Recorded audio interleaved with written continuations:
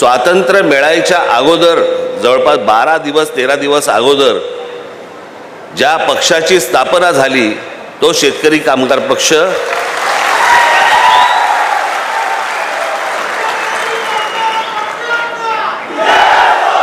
3 August 1947 ला स्थापना झालेली 15 ऑगस्ट 1947 ला स्वातंत्र्य मिळालं.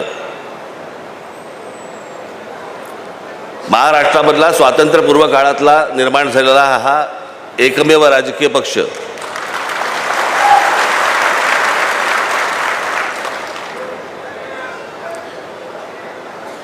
इतक्या वर्षानंतर देखील हे सगळं टिकून आहे, हे खरंच आश्चर्य आहे. मला अजूनही आठवतं की 1981 साली शिवसेनेचं पहिलं अधिवेशन मुंबईला झालं होतं आणि त्या शिवसेनेच्या पहिल्या अधिवेशनाला प्रमुख पाहुणे म्हणून श्रीपाद अमृत डांगे आले होते, कम्युनिस्ट पक्षाचे. खरं तर शिवसेना आणि कम्युनिस्टांमध्ये कधी मधून विस्तवी जात नसे, पण राजकारण आणि राजकारणी हे उदार होते, मोठ्या मनाचे होते. ते मोठं मन आता संकुचित व्हायला लागले सगळ्यांचं. म्हणजे आज जर समजा विचार केला त्या गोष्टीचा तर शिवसेनेच्या व्यासपीठावरती श्रीपाद अमृत डांगे येणं म्हणजे भगव्या व्यासपीठावरती लाल ध्वज येण्यासारखं होतं.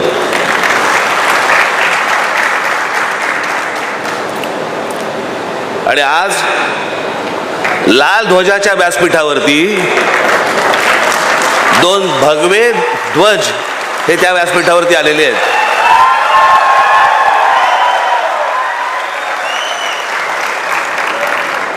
जयंतरावांनी मला जेव्हा येऊन सांगितलं की तुम्ही यायला पाहिजे,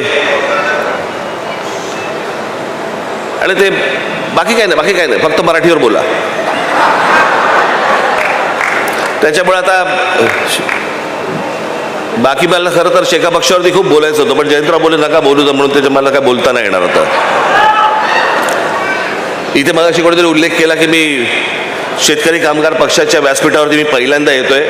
नाही, दुसऱ्यांदा येतोय.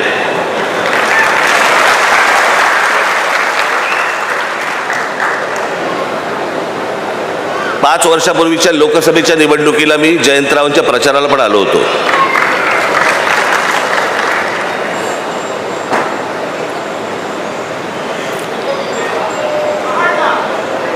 राजकीय पक्ष असतात, निवडणुका होतात, निवडणुका लढवल्या जातात, सगळ्या गोष्टी असतात. पण आजचा प्रमुख जो महाराष्ट्रामधला मुद्दा आणि खास करून तो रायगड जिल्ह्याचा जो मुद्दा आहे तो मला असं वाटतं तुम्ही सर्वांनी समजून घेणं गरजेचं आहे, पक्षाचा विचार न करता.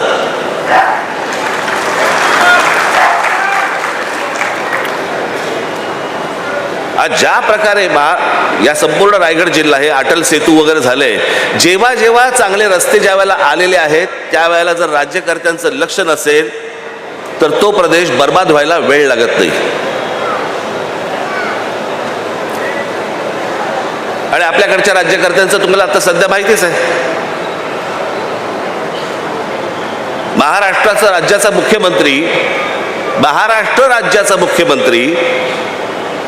महाराष्ट्रात लहान मुलांना हिंदी कशी आणता येईल आणि शिकवता येईल याचा विचार करतोय.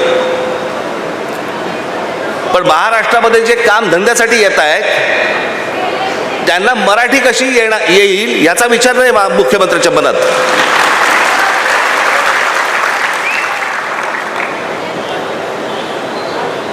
महाराष्ट्रामधला मराठी माणूस